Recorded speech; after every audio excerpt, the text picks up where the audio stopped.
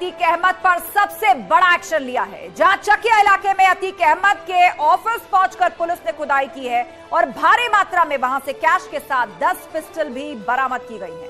Cash गिनने के लिए पुलिस ने कैश काउंटिंग मशीन मंगवाई है और उससे एक एक करके जो तमाम गड्डियां आप देख रहे हैं नोटों की, 500 के नोटों की ये गड्डियां हैं, इनको गिना जा रहा है इस कैश काउंटिंग मशीन के द्वारा।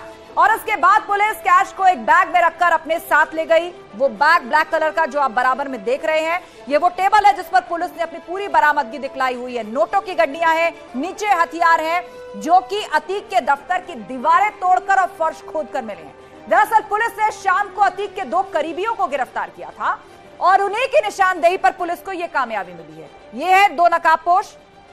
पुलिस ने इनको भी मीडिया के सामने प्रोड्यूस किया है। इन दोनों के चेहरे आप ढके हुए देख रहे हैं सफेद रंग के कपड़े से, और ये सफेद शर्ट पहने हुए शख्स जो पुलिस के हत्थे चढ़े, उनको इंटरोगेट किया पुलिस ने। उन्हीं की निशानदेही पर यह कामयाबी पुलिस को मिली है, जहां पर हथियारों का जखीरा और नोटों की गड्डियां यानी बड़े पैमाने पर कैश मिला है। पुलिस की टीम दोनों करीबियों को अपने साथ लेकर अतीक के दफ्तर पहुंची थी, जहां पर पुलिस ने कई जगह पर खुदाई की। भारी मात्रा में कैश और पिस्टल पुलिस ने यहां से बरामद किया है। और ये देखिए टेबल पर जो डिस्प्ले है, ये नीचे आपको हथियार नजर आ रहे हैं। कहा जा रहा है कि ये 8 से 10 पिस्टल्स हैं, मैगजीन है और कुछ बुलेट्स हैं। गोलियां भी बरामद हुई हैं जिसमें कुछ देसी कट्टे भी शामिल हैं, कुछ पिस्टल्स हैं और ये नोटों की गड्डियां, जिसकी काउंटिंग के लिए बकायदा कैश काउंटिंग मशीन पुलिस को लानी पड़ी। मीडिया के ही सामने इस सबको रखा गया, पूरी बरामदगी दिखाई गई पुलिस द्वारा, वहीं कैश को काउंट किया और उसके बाद इस काले बैग में भर के, काला बैग जो नीचे आपको दिख रहा है, इसमें भर के इस कैश को पुलिस अपने साथ ले गई और साथ ही जो पिस्टल्स और हथियार बरामद हुए उनको भी पुलिस अपने साथ ले गई है। इंतजार है प्रयागराज पुलिस की ब्रीफिंग का, जिसमें वो विस्तार से बताएगी कि आखिर आज क्या मिला है और इसके तार अतीक से कैसे जुड़ते हैं। और चलिए चर्चा की शुरुआत करते हैं। हमारे साथ हीरो वाजपेयी जी जुड़ गए हैं, बीजेपी प्रवक्ता अनुराग भदौरिया जी हमारे साथ, समाजवादी पार्टी के प्रवक्ता, थोड़ी देर में बसपा नेता विजय मिश्रा हमारे साथ होंगे, प्रेम प्रकाश जी हैं पूर्व डीजीपी, मनीष गुप्ता राजनीतिक विश्लेषक और सर्वेश दुबे हमारे संवाददाता प्रयागराज से लाइव हमारे साथ हैं। आप सभी लोगों से चर्चा की शुरुआत करेंगे, लेकिन एक जल्दी से अपडेट सर्वेश दुबे से। सर्वेश अभी हमारे साथ नहीं जुड़े हैं, जैसे पैच होंगे हमारे साथ एक अपडेट हम लेंगे, क्योंकि पुलिस को क्या मिला है, क्या जानकारी सामने आई है, वो भी आप तक पहुंचाना जरूरी है। चलिए चर्चा की शुरुआत करते हैं। 30 सेकंड के अंदर अपनी अपनी बात रखिए। शुरुआत हीरो वाजपेयी जी आपसे करने जा रहे हैं। इसको अतीक पर अब तक के बड़े एक्शंस में से एक माना जा रहा है। दफ्तर खोद दिया गया अतीक अहमद का, हथियार मिल रहे हैं, कैश मिल रहा है, कुछ लोगों की अरेस्टिंग हो रही है, उम्मीद बढ़ रही है लोगों की, और यह भी सवाल जिसका तथ्य विपक्ष का कि शूटर्स तक कब पहुंचेगी पुलिस।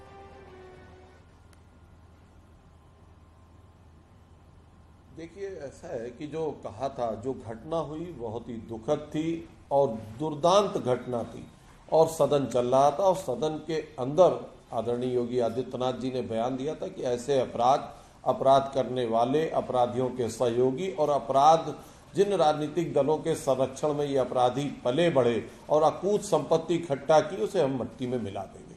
देखिए, वो बात जो कही थी वो धीरे धीरे यथार्थ सत्य हो रही है और मुझे लगता है जनता का विश्वास है सदन के अंदर में योगी आदित्यनाथ का दिया बयान, मुझे लगता है जनता योगी आदित्यनाथ जी पे विश्वास करती है। दूसरी बार उनको इतना जबरदस्त मैंडेट दिया है तो वो, और उस मैंडेट का सम्मान करते हुए जो कार्रवाइयां हो रही हैं कि जनता चाहती कि अपराध का समूल नाश हो। ठीक है हीरो वाजपेयी जी, समय पूरा फिर लौटेंगे आपके पास। बाकी मेहमानों से भी एक एक कमेंट ले लेते हैं।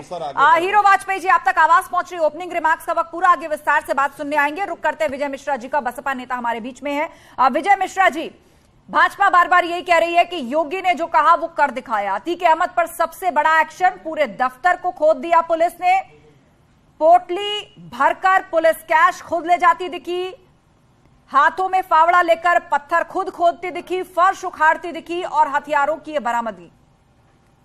देखिए आस्था जी, हम इतना ही कहेंगे, ये जो 24 दिन बाद ये कार्रवाई हो रही है, ये कार्रवाई पहले दिन हुई होती तो लगता कि हाँ ये कार्रवाई हो रही है। ये तो वही हाल है कि हमारे सैनिक बड़ी वीरता से लड़े किंतु हार गए। आज इन्होंने 3-4 मकान बुलडोजर से गिराए, आज अतीक के घर में खुदाई चल रही है, जैसे लग रहा है हम पाताल काल में जी रहे हैं। अरे अतीक के घर में खुदाई चल रही है, 5 साल की सरकार थी, इतना ज्यादा असलहा अतीक के घर में आया कैसे? आया कैसे, कहां से आया? ये तो है नहीं कि 5 साल पीछे किसी और की सरकार थी, इनकी थी, अभी भी इनकी है। तो ये कहीं ना कहीं से सरकार की तरफ से भी इनको सिंडिकेट इनका था और इनको सहानुभूति मिलती थी, तभी आज ये इनके खुदाई करते समय असलहे मिल रहे हैं, नोटें मिल रही हैं, पैसे मिल रहे हैं। ठीक है, आप 30 सेकंड पूरे। और आपने आरोप लगाया है बीजेपी पर कि संरक्षण मिल रहा था, इसीलिए इतने दिनों तक हथियार कैश दबा रहा और शूटर्स भी फरार है। इसका जवाब हम हीरो वाजपेयी से लेंगे, लेकिन उससे पहले सभी लोग अपनी बात रखें। 30 सेकंड में प्रेम प्रकाश जी, पूर्व डीजीपी हमारे बीच में है। सवाल अब भी वही है, शूटर्स तक कब पहुंचेगी पुलिस? बड़ा एक्शन अतीक अहमद पर हुआ है, सरकार कह रही है जो कहा वो कर दिखाया। जी, इसमें कार्रवाई जो की जा रही है पुलिस के द्वारा वो बिल्कुल सटीक दिशा में चल रही है। देखिए, किसी भी एक्यूज्ड को पकड़ने के लिए उसके खिलाफ पर्याप्त एविडेंस चाहिए होते हैं। पुलिस ने पर्याप्त एविडेंस जुटाए हैं, उसके साथ ही जितने भी चश्मदीद जो साक्ष्य हैं और जितना भी उनका प्रीवियस रिकॉर्ड रहा है उसको खंगाला गया, और जिस तरह से जो 10 टीमें लगातार रेड कर रही हैं वो बिल्कुल सही दिशा में ये केस जा रहा है, क्योंकि ये एक बहुत बड़ी कॉन्स्पिरेसी थी जिससे जेल में रहकर, जैसे अतीक ने गुजरात में रहकर और उसके बाद में बरेली में अशरफ ने रहकर जिस तरीके से इसको पूरा प्लान किया है, तो ये बड़े माफिया हैं। ये जिस तरीके से प्लानिंग करते हैं, इनको पता रहता है कि कहां पर लूप होल्स हो सकते हैं। जी, ठीक है। तो आपका ये कहना है कि जांच सही दिशा में बढ़ रही है, केस को मजबूत करने के लिए इस तरह की बरामदगी और साक्ष्य इकट्ठा करना जरूरी है। मनीष गुप्ता राजनीतिक विश्लेषक हमारे साथ हैं। मनीष गुप्ता जी, जैसा हीरो वाजपेयी कह रहे थे कि हाउस के अंदर कहा जो कहा वो कर दिखाया, माफिया को मिट्टी में मिलाएंगे, एक एक करके अतीक के खिलाफ केस मजबूत हो रहा है, लेकिन प्रयागराज शूटआउट को लेकर विपक्ष अब भी यही सवाल उठा रहा है कि सब कुछ ठीक है लेकिन शूटर कहां है? देखिए, विपक्ष का काम तो आवाज उठाना है ही है, शूटर कहां है ये पुलिस ढूंढ रही है। तो पुलिस के पास कोई जादू का डंडा नहीं होता कि आजम खान की भैंस को ढूंढ लाए। खैर, अलग बात है, आज नहीं तो कल वो शूटर भी मिलेंगे और उनके साथ दुर्घटना होगी या उनके साथ मुठभेड़ होगी या वो अरेस्ट होंगे, ये वक्त बताएगा। पर मेरा कहना इस समय यह है कि अगर यहां से थोड़े बहुत रिवॉल्वर, बंदूक के कट्टे मिल गए तो पुलिस को कोई बड़ी बात नहीं समझनी चाहिए। देखिए, माफिया लोग 2 तरीके से बनते हैं, एक तो अवैध कमाई से और हथियारों से, ठीक है, और गुर्गों से। अब गुर्गों की तो पड़ताल में लगी है, अभी बहुत सारे प्यार मिलने बाकी हैं। 30 सेकंड पूरे हो गए, लौटेंगे चर्चा को विस्तार देते हैं और एक एक करके अपनी बात आप लोगों ने रखी। अब जो सवाल उठे इस ओपनिंग रिमार्क्स के दौरान, हीरो वाजपेयी जी आपने सुने होंगे, बसपा ने तो ये आरोप लगाया है कि जरूर संरक्षण प्राप्त है, इसीलिए इतने दिनों तक यहां हथियार और कैश छिपा रहा, वरना कैसे संभव है? देखिए, लोकतंत्र में विपक्ष की भूमिका सकारात्मक भी होनी चाहिए, और मेरा विजय मिश्रा जी कितने आधिकारिक रूप से बसपा की तरफ से बैठे हैं मुझे नहीं पता, लेकिन विजय मिश्रा जी को, शाइस्ता परवीन को तो पुलिस को सौंप ही देना चाहिए। अब इतनी जानकारियों के बाद भी अगर ये छुपाए बैठे हैं अपने उस मेंबर को, तो मुझे लगता है जनता बसपा की तरफ आशा भरी निगाहों से देख रही है कि जिस अपराधी की बीवी को ये संरक्षण दे रहे हैं उसको अब इन्हें पुलिस को सौंप देना चाहिए और जांच में सहयोग करवाना चाहिए। मुझे नहीं पता कि कितनी ताकत है इनकी, इस कार्य में कितनी लगा पाएंगे, लेकिन अगर जो आपराधिक सदस्य है जिसके खिलाफ वारंट हो गया, 5 लाख का इनामी है और इनका मेंबर है, और ये कहते थे जब उस पर कुछ ऐसा तथ्य होगा तो हम साबित करेंगे। लेकिन हीरो वाजपेयी जी वो तो इस आरोप को मान ही नहीं रहे, वो कह रहे हैं कि न्यायालय जब तक नहीं कहेगा दोषी है हम मानेंगे नहीं शाइस्ता को दोषी, और जिस दिन न्यायालय कहेगा उस दिन हम एक्शन लेंगे। अरे भाई, तो मैं कब कह रहा हूं कि ये दोषी शाइस्ता को, ये शाइस्ता की सफाई के लिए शाइस्ता को सामने कर दे, दूध का दूध और पानी का पानी हो जाएगा। वो न्यायालय के समक्ष अपनी हाजिरी दे दे, न्यायालय के समक्ष हाजिर हो जाएं और अपनी बात कहें कि मेरी बात सुनी जाए। हम कब कह रहे हैं कि पुलिस को सौंप दे? चलिए न्यायालय को ही सौंप दे, मैं आपकी बात ही मान लेता हूं कि न्यायालय के सामने ही पहुंच जाएं और अपनी बात रखे ना सफाई से। ठीक है, विजय मिश्रा जी से इस पर जवाब दे लेते हैं। विजय मिश्रा जी, आप जितने सवाल सरकार पर उठा रहे हैं, जितने सवाल बुलडोजर कार्रवाइयों पर उठा रहे हैं, आप तक आवाज आ रही है विजय मिश्रा जी? आ रही। हाँ, आप जितने सवाल सरकार पर उठा रहे हैं, घूम फिरकर शाइस्ता परवीन की उंगली आप तक उठ रही है, और अब बीजेपी स्पष्ट स्वर में कह रही है कि आप संरक्षण दे रहे हैं शाइस्ता परवीन को, क्यों नहीं उनको सामने ले आते? और अब तो पता भी चला है कि अतीक के दफ्तर को उसके करीबी ऑपरेट करते थे। आस्था जी, बीजेपी के पास बोलने के लिए पर्याप्त शब्द है, ठीक है, इनसे पूछिए अजय टेनी के लड़के ने किसानों के ऊपर गाड़ी चढ़ा दी, तो क्या इन्होंने अजय टेनी को पार्टी से बाहर कर दिया या मंत्री पद से हटा दिया? जब तक उसके ऊपर दोष सिद्ध नहीं हुआ, और दोष भी सिद्ध हो गया, तो इनको शर्म नहीं आती कि उनको बाहर कर दे। और रही बात प्रेम प्रकाश, उनको प्रतापगढ़ और इलाहाबाद के बारे में मुझे लगता है काफी जानकारी है। और अतीक अहमद उनके कार्यकाल में काम करता रहा। और आज भी मैं कहता हूं एक कमेटी बनाई जाए और प्रेम प्रकाश जी को उसका इंचार्ज बनाया जाए। मुझे नहीं लगता कि एक हफ्ते में शूटर अपने आप आ जाएंगे, क्योंकि आज पुलिस अपना काम करना चाहती है, लेकिन सरकार इसको लगा दी ऑफिस की खुदाई में। अब आप बताइए वो शूटर ढूंढे कि ऑफिस खोदनाई करें? ऑफिस खोदने का काम। ये कैसी बात कर रहे हैं आप विजय मिश्रा जी? ये कैसी बात कर रहे हैं? पुलिस की कार्रवाई, पुलिस की एक टीम दफ्तर तक पहुंची, दीवारों में से नोट निकल रहे हैं, फर्श को तोड़िए तो हथियार निकल रहे हैं, और आप कह रहे हैं ये पुलिस का काम है? पुलिस को और कोई काम नहीं है? आस्था जी, पुलिस का काम दीवारों से नोट निकालने का। पुलिस 24 दिन बाद 25 दिन बाद उस ऑफिस, सबसे पहले अगर मैं अपराध करूंगा तो मेरे घर में, मेरे ऑफिस में, जहां मैं उठता बैठता हूं, पुलिस को वहां जाना चाहिए। पुलिस जो दूर दूर टहल रही है, इसका क्या कारण है? ठीक है, हीरो वाजपेयी जी 24वें दिन पहुंची अतीक के दफ्तर, बसपा ने इस पॉइंट को उठाया। देखिए जो इन्होंने बात, देखिए जो इन्होंने कहा ना कि शाइस्ता परवीन को मैं क्यों हाजिर कर दूं, क्योंकि अजय मिश्रा टेनी पे सीधे कोई ना FIR थी, और देश के गृह राज्य मंत्री के लड़के के खिलाफ जब FIR हुई वो जेल गए। सारी कार्रवाई कानूनी ढांचे में हुई। वो दोषी होंगे, दंड मिलेगा, और निर्दोष होंगे, बाइज्जत वापस आएंगे। यही बात मैं इनसे कह रहा हूं कि अपने अधिकार का प्रयोग करते हुए शाइस्ता परवीन को अदालत के सामने कर दीजिए, पता लग जाएगा। निर्दोष लोगों के खून की छींटे आपके दामन पर आ रहे हैं, और आप उससे बचने के लिए बता रहे हैं कि उसने भी चोरी की थी, उसने भी चोरी की थी। जब तक वो चोर पकड़ा नहीं जाएगा मैं अपना चोर नहीं दूंगा। ये तो मुझे लगता है एक्सक्यूज नहीं है, ये एक्सक्यूज तो बसपा के लिए नहीं हो सकता।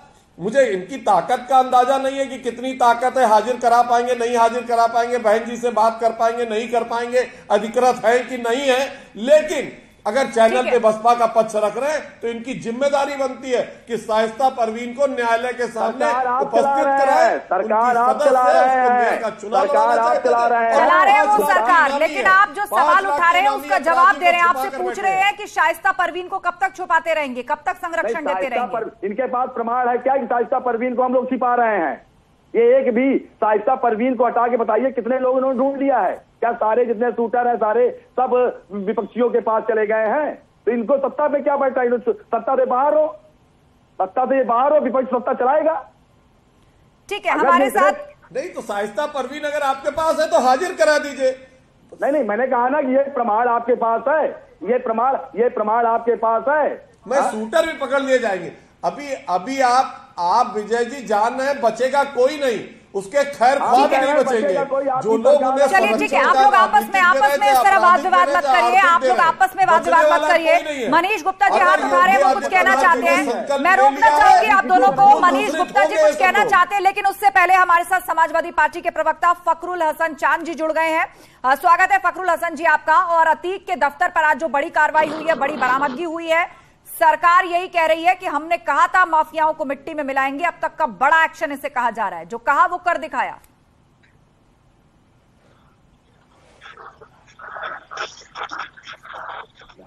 आज 24 दिन हो गए, हत्यारे पकड़े नहीं गए। उत्तर प्रदेश की कानून व्यवस्था को लगातार अपराधी, गुंडे, माफिया चुनौती दे रहे हैं। और जी आवाज आ रही है आपकी फखरुल जी? उत्तर प्रदेश की कानून व्यवस्था का सवाल है। हम तो सुन रहे हैं। अरे आप ये बताइए कि उत्तर प्रदेश, थोड़ा डिस्टर्बेंस है आपकी आवाज में, मैं आपको रोकना चाहूंगी, तब तक एक बार टेक्निकल क्लियर हो जाए। मनीष गुप्ता जी आप क्या कहना चाह रहे थे? मैं ये कहना चाह रहा हूं कि जिस तरीके से सबूत शाइस्ता परवीन को मिले हैं, है ना, जिस तरीके से वो शूटर्स को पैसे देते हुए मिले हैं और कुछ लोगों के मोबाइल में उनके फोटोज मिले, और जिस तरीके से मैसेज क्लियर हुआ है कि कहीं ना कहीं वो गुनाहों में शामिल हैं। बिल्कुल मनीष जी, और इस वक्त प्रयागराज पुलिस एक प्रेस कॉन्फ्रेंस कर रही है इसी मसले पर, सीधा वहीं लिए चलते हैं। आज 21 मार्च को जनपद प्रयागराज में जो अधिवक्ता श्री उमेश पाल और 2 सुरक्षाकर्मी जो पुलिसकर्मी थे, उनकी जो हत्या हुई थी उससे संबंधित जो विवेचना चल रही है, उसके क्रम में आज जो है वो 5 व्यक्तियों की गिरफ्तारी की गई है। इन 5 व्यक्तियों के नाम हैं नियाज अहमद, ये धूमनगंज प्रयागराज के हैं। मोहम्मद सजर, धूमनगंज प्रयागराज। सजर कैश अहमद, धूमनगंज प्रयागराज। राकेश कुमार, कौशाम्बी पश्चिम शरीरा थाना के हैं। मोहम्मद अरशद खान उर्फ अरशद कटरा, कर्नलगंज प्रयागराज। जो रिकवरी हुई है इनसे संबंधित वो मैं आपको बता रहा हूं। इनसे 5 पिस्टल मिली हैं। एक पिस्टल है Colt 45, 4 pistol 32 bore, 3 तमंचा 315 bore, 2 तमंचा 312 bore, total 5 तमंचा, 5 pistol 5 तमंचा और 1 मैगजीन कोल्ट 45 ऑटो, 10 की कैपेसिटी वाली ये मैगजीन है। ये इनके पास से बरामद हुई है। जो एमिनिशन इनके पास से बरामद हुआ है वो टोटल एमिनिशन 112 है। संख्या उसकी मैं 112 बता रहा हूं। इसमें विभिन्न बोर हैं, जैसे 32 बोर, 45, 315, 330, 12 एक्सेट्रा एक्सेट्रा। 6 मोबाइल्स हैं जो इनके पास से बरामद हुए हैं और 5 अभियुक्तों की जो अलग अलग जामा तलाशी है, इस जामा तलाशी में इनके पास से जो मोबाइल फोन्स मिले हैं, इसके साथ साथ इन अभियुक्तों से अलग अलग जामा तलाशी में जो टोटल कैश है वो 2,25,000 इनके पास से मिला है। इनमें से 2 अभियुक्तों की निशानदेही पे जो अभी आपने देखा है, अभियुक्त अतीक के अहमद के जो कार्यालय से बरामदगी हुई है वो 72,37,000 ये प्रिलिमिनरी काउंटिंग में है। इस प्रकार से अगर जामा तलाशी और बरामदगी अलग अलग जो चीज है उसको हम जोड़ दें तो जोड़ने पे टोटल 74,62,000 की रिकवरी हुई है। ये अभी प्रिलिमिनरी मैंने रिकवरीज और गिरफ्तारी बता दी है। अलग अलग मैं व्यक्तियों के बारे में आपको बता दे रहा हूं। नियाज अहमद, जो अभी बिल्कुल प्रिलिमिनरी इंफॉर्मेशन है, ये जो आपसे शेयर कर सकते हैं हम, वो ये है कि नियाज अहमद जो है उसको असद ने फोन पर इंटरनेट के माध्यम से अभियुक्त अतीक और अभियुक्त अशरफ से बात करवाई थी। नियाज को रेकी का काम सौंपा गया था। नियाज को कचहरी से श्री उमेश पाल और तो प्रयागराज पुलिस की प्रेस कॉन्फ्रेंस आपको दिखा रहे थे। लगभग 75 लाख की बरामदगी हुई है, हथियार मिले हैं और जो 2 लोग पकड़े गए हैं उनके बारे में कुछ शुरुआती जानकारियां पुलिस को मिली हैं और उन इन्फॉर्मेशन को डेवलप करके अब आगे इन्वेस्टिगेशन बढ़ेगी। लौटते डिबेट की तरफ, चर्चा हम इसी बात को लेकर कर रहे थे कि सरकार एक तरफ कह रही है अब तक का बड़ा एक्शन अतीक के ऊपर, जानकार और विश्लेषक ये मान रहे हैं कि इन्वेस्टिगेशन राइट ट्रैक पर है, लेकिन विपक्ष लगातार ये पूछ रहा है कि आखिर इतने दिन क्यों लग गए, 24 दिन बाद दफ्तर क्यों पहुंची और अभी तक शूटर्स जो है वो कहां पर हैं। मनीष गुप्ता जी, राजनीतिक विश्लेषक, वो अपनी बात को रख रहे थे जब बीच में मैंने इंटरप्ट किया। मनीष जी, अब आप अपनी बात को पूरी कर सकते हैं। देखिए, जो लोग ये कह रहे हैं कि ऑफिस तक नहीं पहुंचे, मैं उनको बता दूं कि ये ऑफिस, जिस ऑफिस में आज ये खुदाई हुई है, तोड़ाई हुई है, ये ऑफिस अतीक अहमद का 2 साल पहले ढहा दिया गया था। ये ऑफिस टूटा पड़ा था। इस ऑफिस के बैक साइड के हिस्से में कुछ लोग जो रह रहे थे, छुपे हुए थे और उसमें बड़ी मात्रा में असला जो है वहां पर बरामद हुआ है। उस टूटे हुए ध्वस्त ऑफिस के अंदर रह रहे थे। इसका मतलब समझिए कि किस तरीके से पुलिस की आंखों में धूल झोंकने का काम किया जा रहा है। ऐसे में उनसे जब पूछताछ होगी तो आगे की बात पता लगेगी। तो ये कहना बिल्कुल गलत है कि अतीक ऑफिस था, ये टूटा ऑफिस था। यहाँ आमतौर पर पुलिस को संदेह नहीं होता कि ये ऑफिस तो टूटा पड़ा है, वीरान है, जंगल है, यहाँ पर कुछ नहीं होगा, लेकिन वहां भी छुपे हुए थे। तो जितनी भी होशियारी ये गुर्गे कर लें, लेकिन आज नहीं तो कल ये पकड़े जाएंगे। बिल्कुल। विजय मिश्रा जी। गुप्ता जी ने बता दिया ना, ऑफिस खंडहर था, टूटा था। खंडहर में तो मुझे लगता है कोई 72 लाख रखेगा। तो आपके राजनीतिक विश्लेषण ने ही खंडहर होती है, आपको नहीं खंडहर में नहीं रखता। गुप्ता जी, आप भी इलाहाबाद के हो, आप पूछो जाके, खंडहर में कोई रुपए नहीं रखता। ठीक है, अरे पुलिस की कार्रवाई है और मैं फिर सरकार से और पुलिस से निवेदन करता हूँ। तो आप क्या कहना चाह रहे हैं विजय मिश्र जी?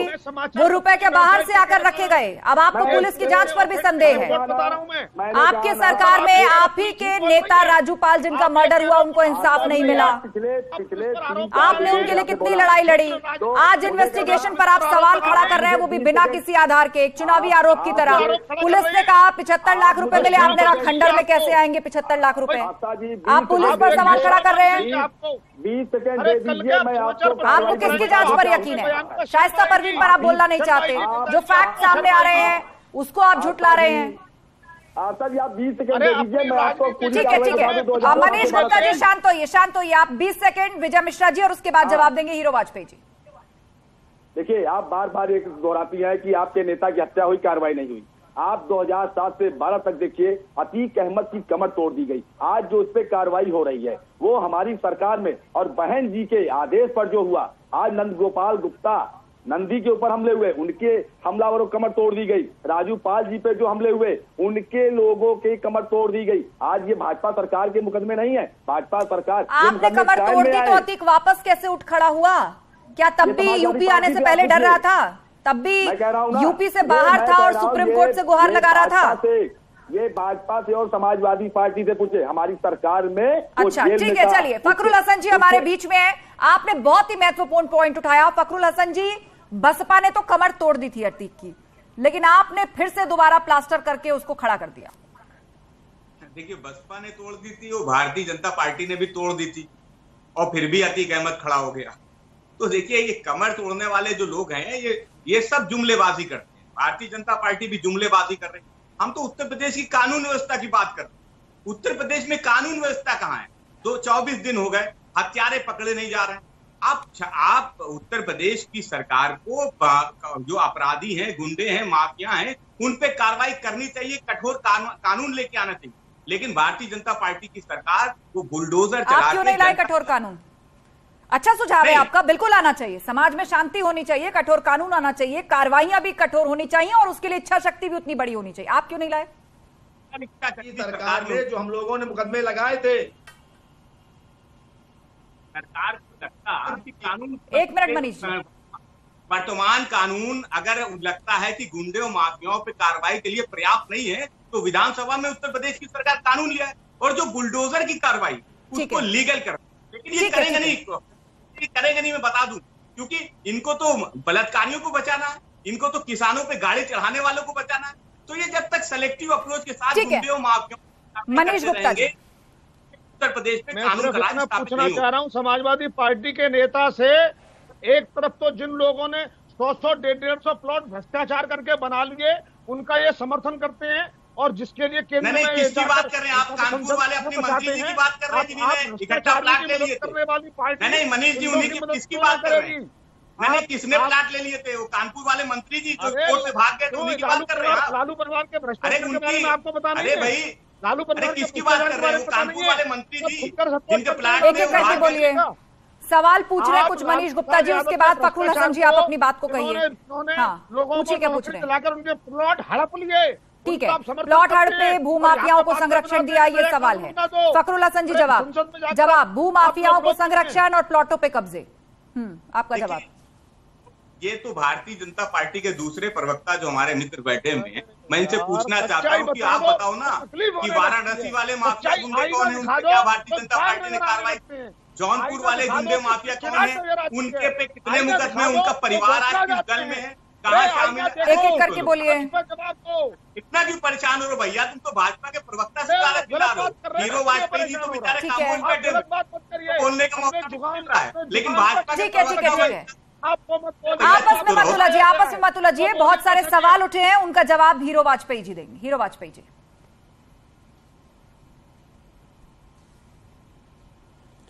देखिए, सपा और बसपा ने जिस तरह एक दूसरे पे आरोप लगाए, और मुझे लगता है राजू पाल उस समय बसपा में थे जब हत्या हुई, आज पूजा पाल सपा में है और आज अतीक की पत्नी बसपा में है। तो ये खेल आज मिचौली का इन्हीं दोनों पार्टियों के बीच में चला, और इसी से ये अपराध जगत इतना समृद्ध हुआ। और आज एक दूसरे को आरोपित करने की जगह अभी तक दोनों प्रवक्ताओं ने ये नहीं कहा कि अतीक के ऊपर कठोर कार्रवाई होनी चाहिए। दोनों की सिंपैथी अभी भी इस गैंग से है, इस गैंग के सदस्यों से है, उस परिवार से है। मुझे लगता है दोनों प्रवक्ताओं को संयुक्त रूप से कहना चाहिए कि अतीक पे कठोर कार्रवाई होनी चाहिए। बसपा प्रवक्ता कहना चाहिए हम शाइस्ता परवीन को खोज के न्यायालय के समक्ष उपस्थित कराएंगे, निर्दोष होगी छूट जाएगी, दोषी होगी सजा पाएगी, लेकिन हम अपने रखेंगे। अतीक हमारे यहाँ रहेगा, अब शाइस्ता परवीन तुम्हारे यहाँ रहेगी। कभी शाइस्ता परवीन हमारे यहाँ रहेगी तो राजू पाल तुम्हारे यहाँ रहेगा, पूजा पाल अब हमारे यहाँ रहेगी तो शाइस्ता परवीन तुम्हारे यहाँ रहेगी।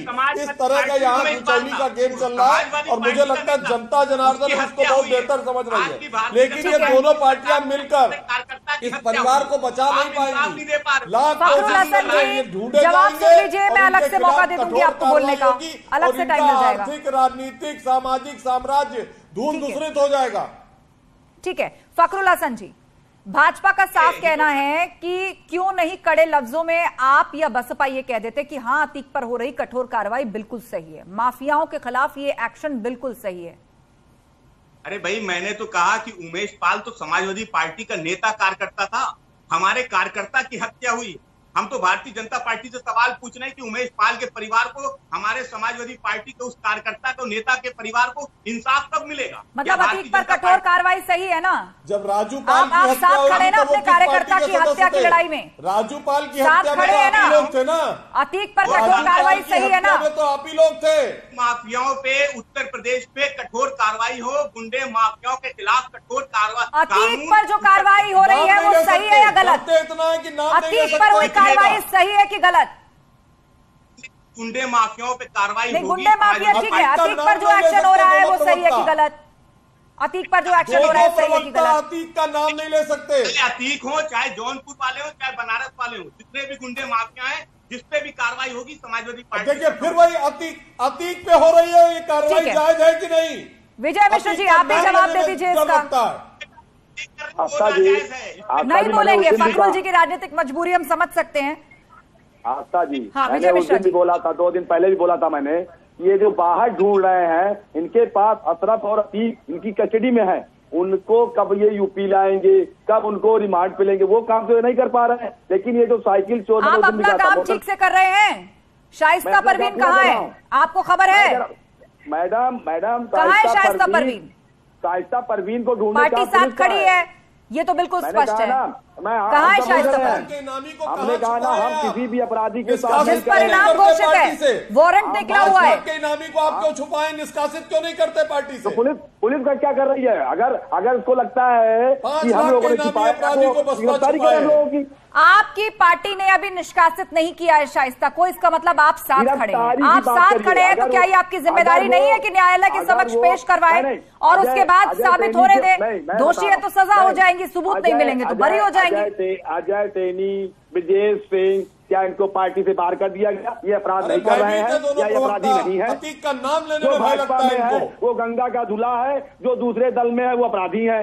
भाई इनके यहाँ पैमाने 2 तरीके के हैं, इनके यहाँ जो आ गया वो सपा अतीक अहमद का नाम नहीं लेना चाहती, आप शाइस्ता पर कुछ नहीं बोलना चाहते, और किस मुंह से आप लोग फिर ये कहते हैं? जनता इस बात को मान लेगी क्या कि आपको सही लग रहा है कि माफियाओं पर कठोर कार्रवाई हो रही है, या ऐसा सख्त एक्शन होना चाहिए?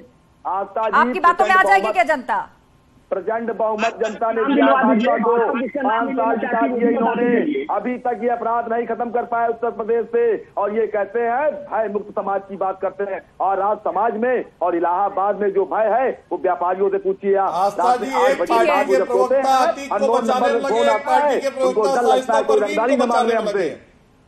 कैसे सामना करते हैं? जनता दोनों के वर्जन सुन रही है, दोनों के वर्जन सुन रही है। एक शाइस्ता पर नहीं बोलना चाहते, दूसरे अतीक का नाम लेने से बचते हैं, बहुत संभल के शब्दों का जाल बुनते हैं फखरुल हसन जी।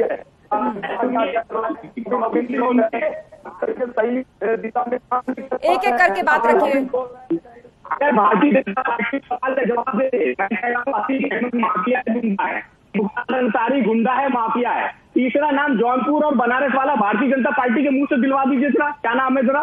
इनकी तो सत्ता है, इनको तो डर नहीं लगता होगा इस सरकार में। बताइए जरा क्या नाम है जरा, मैं भी जान लूं, भाजपा के मुंह से सुनवाइए मुझे। तीसरा नाम गुंडे माफिया का, हीरो वाजपेयी जी। देखिए जो बात मैं इनसे पूछता हूं उसका एक जवाब ये कहने लगते हैं। भाई कोई जवाब सुन अपराधी लीजिए। है तो उसके खिलाफ फखरुल जी, मुकदमे जवाब चल रहे सुन होंगे, लीजिए। कार्रवाई होगी। इस समय जो मोस्ट वांटेड है उसका आप नाम नहीं लेना चाहते, जिसने कत्लेआम किया उसे जवाब सुन लीजिए, एक फखरुल पार्टी जी। बचा रही, पत्नी को एक पार्टी बचा रही, और आप लोग मिलकर बताते हैं कि और गुंडे हैं उन पर कार्रवाई क्यों नहीं हो रही। ये एक्सक्यूज नहीं हो सकता कानून में कि जो वर्तमान में अपराधी है उस पर आप बोलेंगे नहीं और तमाम अपराधियों का घुमा फिरा के नाम लेंगे। मैं पूरी जिम्मेदारी से कहता हूँ, योगी आदित्यनाथ की सरकार में कितना ही बड़ा कोई क्यों ना हो, यदि अपराध करेगा ऐसी कठोर कार्रवाई होगी। आप बुलडोजर को लीगल बनाने को लगे, नहीं, इस तरह आपस में वाद विवाद नहीं, आपस में वाद विवाद नहीं। आप दोनों को अलग अलग समय दिया जा रहा है, आप दोनों से अलग अलग सवाल पूछे जा रहे हैं। डेकोरम मेंटेन रखिए, डेकोरम मेंटेन रखिए। मनीष गुप्ता जी,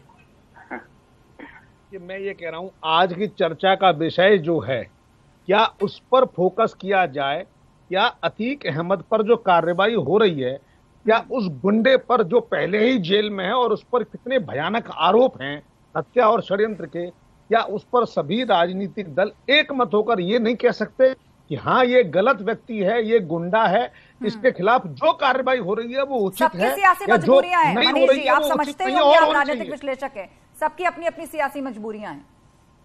हाँ बिल्कुल, मैं समझता हूँ एक सियासी दलित मजबूरियां मुस्लिम हैं, के साथ है तो एक यादव मुस्लिम के साथ है।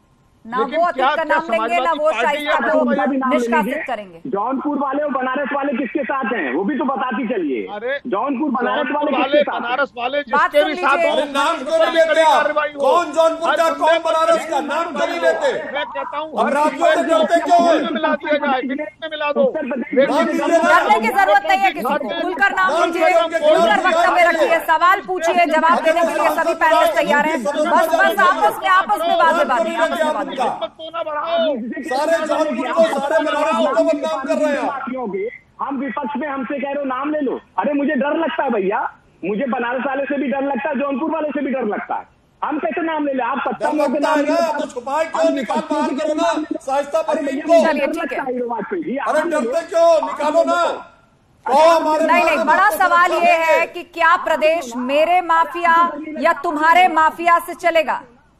कम से कम जब माफियाओं की बात आए तो माफियाओं को ध्वस्त करने, उनके इस पूरे सिंडिकेट को जड़ से खत्म करने के लिए कम से कम सभी राजनीतिक पार्टियों को एक साथ एक मंच से एक तरह की बात करनी होगी, एक स्टैंड लेना होगा। आप सभी पैनलिस्ट का शुक्रिया इस चर्चा में शामिल होने के लिए। बहरहाल प्रयागराज में आज एक बड़ी कार्रवाई यूपी पुलिस की हुई है, जहां पर अतीक के दफ्तर को खोदा गया। लगभग 75 लाख रुपए और कुछ हथियार मिले हैं। 2 लोगों की अरेस्टिंग हुई है और पुलिस को उम्मीद है कि उन 2 लोगों की निशानदेही पर आगे भी कई महत्वपूर्ण लीड इस केस में मिल सकती है और शूटर तक भी जल्द पहुंचेगी पुलिस, ये उसका दावा है। महाबहस में इतना ही।